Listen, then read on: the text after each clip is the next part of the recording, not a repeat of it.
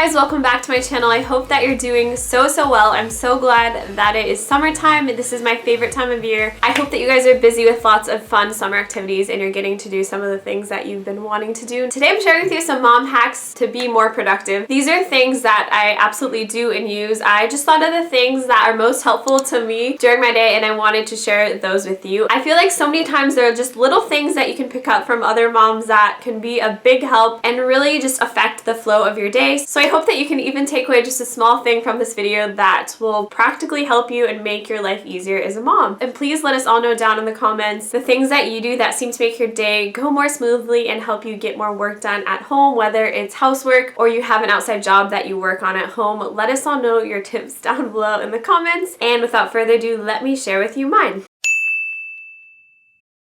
Okay, my first tip, I feel like this is a big one for me, and that is to use the time that your kids are sleeping or napping, so nap time and bedtime, for things that are much more difficult to do with your kids awake, and then use their wake time to do things around the house or whatever kind of work that you can do with them. So for me personally, almost all of the chores I do throughout my day, I do when my daughter is awake. Besides the nighttime dishes and the last minute pickup around the house, for the most part during the day, I involve my daughter in all the chores that I do. I have one daughter and one on the way. My daughter is about 2 years old.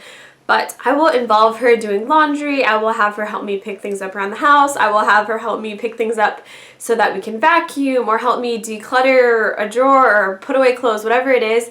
I try and get her engaged. Obviously not all chores are baby or toddler friendly, but I think that is a great way to get her involved and teach her about what it takes to manage a house. I don't save those things for nap time or bedtime. That time tends to be me time. That time tends to be time with God, time editing YouTube videos or filming YouTube videos, or time with my husband. Sometimes I will start to cook or do some sort of stuff right when I put my daughter down, but I make sure to use the majority of her nap to rest for myself because I personally need that time while she is asleep to charge up myself so that I can be a better mom, and then I don't mind having her help do the chores and that sort of thing. So that is a big tip of mine to be more productive. Save that time and make the most of it doing things that you can't do with your kids awake.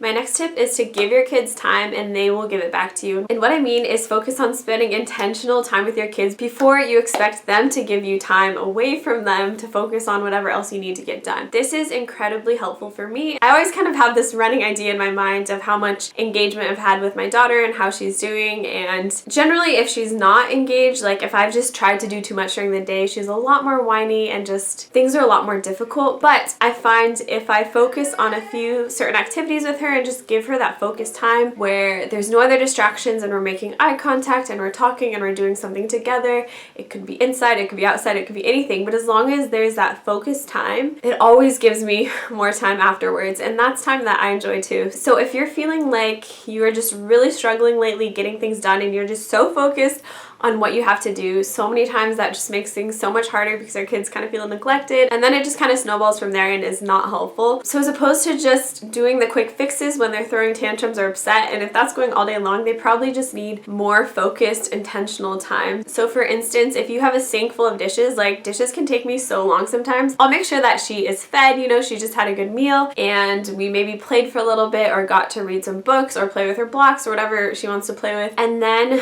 oftentimes that gives her so much momentum to keep playing so that I can get something done. So that has been a very useful tip and sort of mindset for me.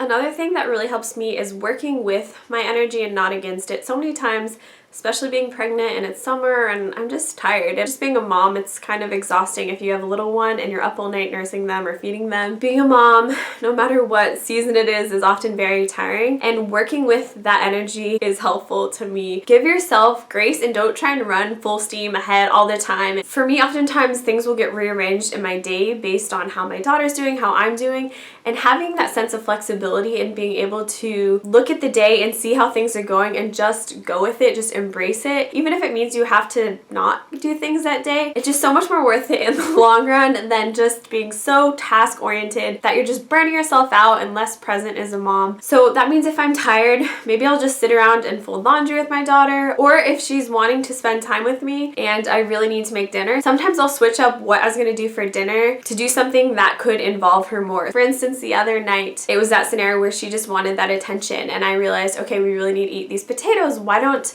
I have her help me peel potatoes? And of course she wasn't using the peeler, but she has a little wooden peeler and I just get on the floor with her. We have a little stool. I just sit on the kitchen floor and we are on the stool and have a bowl with water and I show her how to scrub them and we wash them together and I peel them and she has her little wooden peeler and pretends to peel them. And that was a way for us to engage. I wasn't so focused on just finishing it, and that was also a way to get potatoes peeled so that I can chop them up and boil them, and then I made mashed potatoes that night. So even though I didn't have that in mind, just being able to be flexible and see where she was at allowed for the best evening overall. It wasn't me focusing on dinner and her throwing a tantrum because I wasn't giving her attention, but it also wasn't us not eating dinner because she needed this attention. So being able to assess the situation that's going on and find that middle ground and shift things around can be super helpful.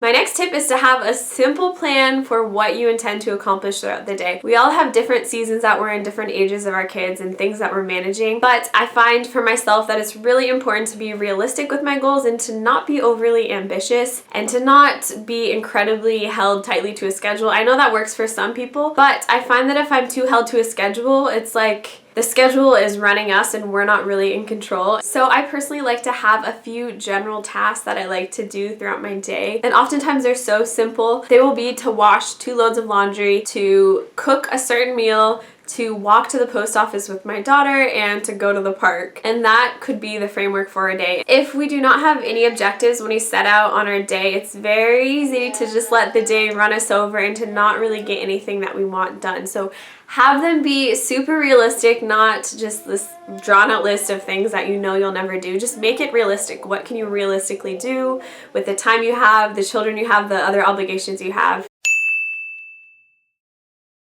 My last tip for you guys is one I hope that you guys like, and that is to have some different pick-me-ups in your back pocket that you can go to when you need them. So what I mean by this is, you know, we all have our things that we want to accomplish throughout our day, but so many times it can feel like we hit a wall before we actually get them all done, and it's just nice to have different things that you know are going to help kind of boost your mood so that you can go on to finish what you want to do. For me, some of these things are playing worship music. That is always something that will give me that extra boost. Sometimes it's a second cup of coffee in the afternoon or a certain drink. Lately, I've been mixing some of the yummy juices they have at Trader Joe's with fizzy water, like mineral water or tonic water or whatever, to make it kind of less sweet but yummy summer drink. Or I'll just take tonic water and put frozen fruit in it. That is really good. And just having something yummy like that to sip on, whether or not it's caffeinated, is really fun and really refreshing and can just kind of help to uplift your mood. Maybe there's certain YouTubers you like who tend to boost your spirits and you find that you draw a lot of motivation from their videos. You can save watching their video for when you're doing the dishes or something like that. Just knowing the certain things that you can go to kind of just get you going a little bit. Maybe it's just going on a walk around your block or something like that.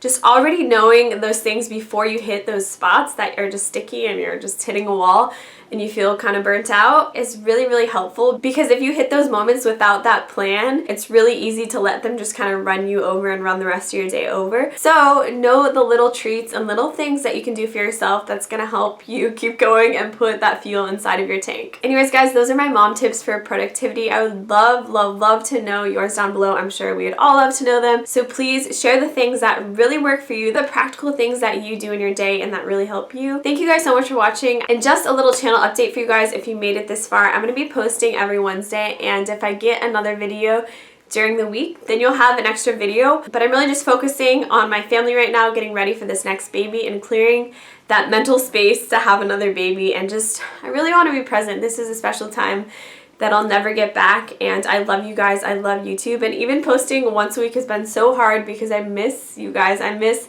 interacting with you guys. But I don't know, I'm just kind of going with the flow and what I feel like the Lord has for me. So I think once a week is going to continue to work really well. But just know that I'm not going anywhere, and I love you guys, and I just love being a part of your life. Don't forget to give this one a thumbs up if you appreciated it, and subscribe to my channel if you are new, and I'll see you guys in my next video. Bye!